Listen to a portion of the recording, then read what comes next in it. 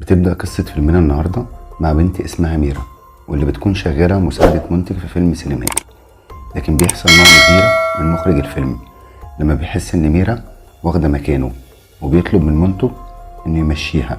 وفعلا بيمشيها المنتج من الفيلم، وبيكون أبو ميرا عامل بسيط شغال في الاستوديو، وبتطلب منه ميرا إنه يسيب الشغل علشان الناس تحترمه. بس هو بيقول لها إن هي اللي لازم تعمل حاجة تخلي الناس تحترمها، وساعتها هو هيحس بقيمته واحترامه. بعدها بتروح ميرا للمنتج وبتطلب منه إن يرجعها تاني للشغل، بس المنتج بيرفض وبيقول لها إنه مش ممكن يرجعها إلا في حالة واحدة بس، وهي إنها تعمل له قصة تعجبه عن رجل عصابات، ساعتها بس ممكن يرجعها تاني للشغل.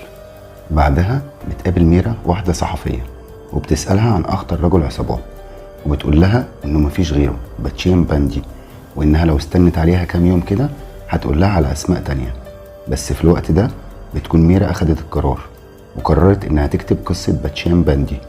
وبنعرف من الفيلم إن باتشيان باندي مجرم خطير، وإنه بيشوف بعين واحدة، وإن آخر صحفي كتب مقال عنه رجالة باتشان غرقوه بالبنزين وولعوا فيه.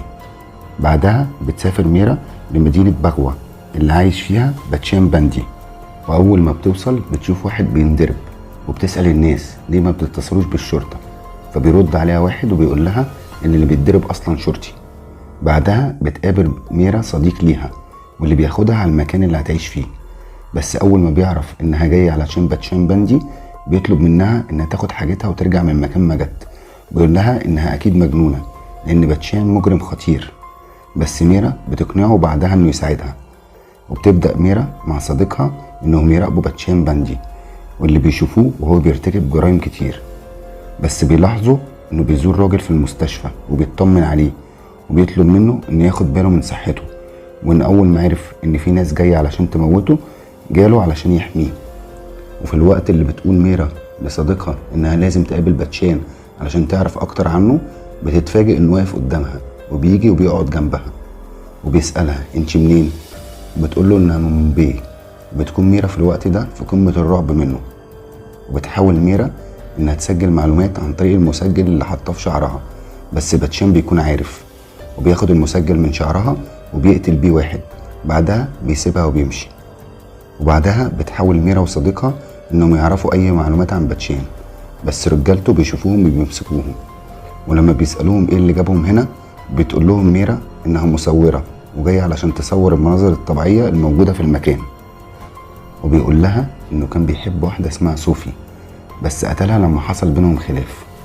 وفي الوقت ده بيتصل باتشان بفرجين الراجل بتاعه وبيطلب منه انه يجيله، وبتطلب ميرا من فرجين تليفونه علشان تنقله الصور اللي كانت صورتها له لما كدبت عليه وقالت له انها مصورة.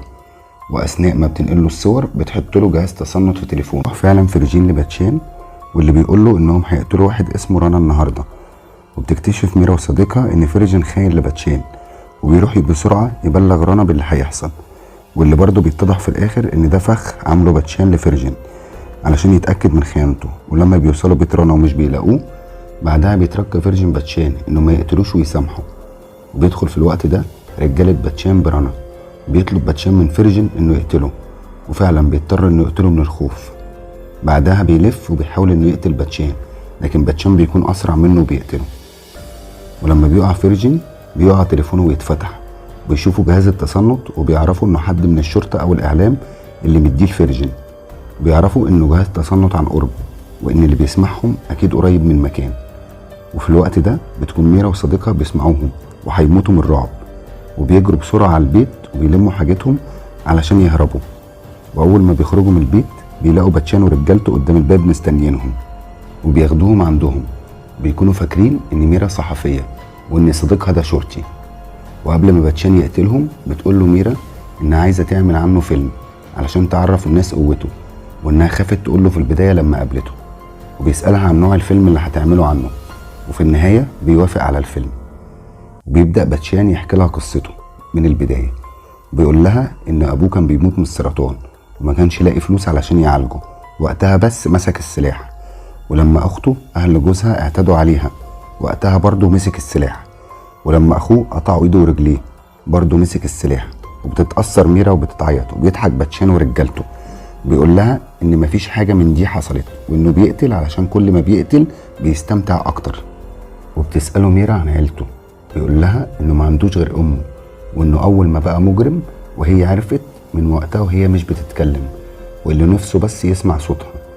وبتسأله ميرا قتل كام واحد، بيقول لها انهم 70. لما بيسألوا ميرا عن مين اللي هيقوم في الفيلم بدور باتشان، بيقول لهم فيشو صديق ميرا انه باتشان نفسه، وبيضحكوا كلهم عليه. بس باتشان بتعجبه الفكرة وبيقرر ان هو اللي هيقوم بالدور، لكن ميرا بترفض الفكرة وبتمشي.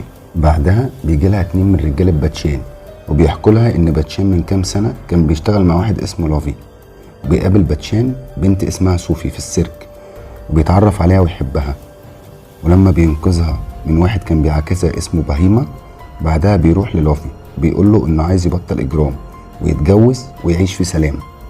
وبيوافق لافي وبيقول له انه هيكون سعيد طالما هو هيبقى سعيد.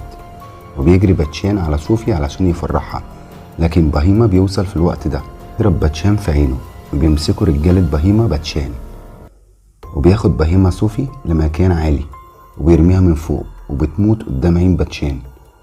وبتقول رجالة باتشان لميرا انه من ساعتها وقلبه بقى حجر. وبترجع تاني ميرا لباتشان وبتوافق انها تصور الفيلم.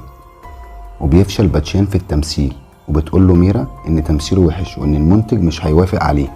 بعدها بيخطف باتشان المنتج وبيجيبوا لحد عندها، وبعدها بيقرروا انهم يجيبوا مدرس يعلم باتشان ورجالته التمثيل. بعدها بيبدأوا انهم يصوروا الفيلم من تاني، وبتساعده ميرا انه يتقن تصوير قصته. ومن بعدها بيعرف باتشان ان لافي فاق من الغيبوبة، ولما بيروح له المستشفى بيقول له لافي انه كان بيحس بيه لما كان بيجي يزوره ولما انقذه من العصابة اللي كانت هتقتله.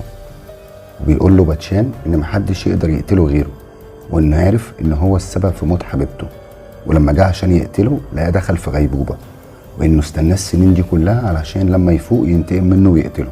وبيقتله باتشان وبيمشي. ولما بيبدأوا عرض الفيلم بيروح باتشان علشان يحضر العرض، وبيتفاجئ ان ميرا غيرت قصة الفيلم وخلته فيلم كوميدي، وان الناس بتتفرج على الفيلم وبتضحك. والفيلم بيعجب الناس وبتنجح ميرا وابوها بيكون فرحان بيها، بس باتشان بيكون غضبان من اللي عملته ميرا وبيكون عايز انه يقتلها. وبتسافر ميرا وفيشو بعيد علشان يهربوا، ولما بيقفوا في الطريق علشان فيشو يدخل الحمام بتيجي رجالة باتشان وبتكب بنزين على ميرا علشان يحرقوها. وبيجي باتشان بيقول لميرا انه قبل ما يجي دلوقتي قابل مرات فيرجن، وقالت له ان بعد ما جوزها اتقتل كانت خايفة وما بتخرجش من البيت الا من بعد ما رجالته خلاها تشوف الفيلم بالعافية، ومن بعدها اطمنت وخرجت. وشاف باتشان السينمات مليانة بالجمهور اللي سعيد بالفيلم، وان امه لما شافت الفيلم اخيرا اتكلمت وسمع صوتها، وبتطلب منه امه ان يعمل حاجات تخلي الناس تحترمه ومش تخاف منه. بيشكر باتشان ميرا على الفيلم وانها خلت الناس تحبه، وان امه ترجع تتكلم معاه من تاني. بعدها بيظهر باتشان في قهوة مع رجالته وبيهجموا عليه ناس وبيقتلوه. بيطلع ده مشهد من فيلم بيمثله باتشان. بتكسب ميرا جايزة احسن فيلم، وباتشان باندي جايزة احسن ممثل. لحد هنا بيخلص فيلمنا. ما تنساش تشترك في القناة ونشوفك الفيلم اللي جاي.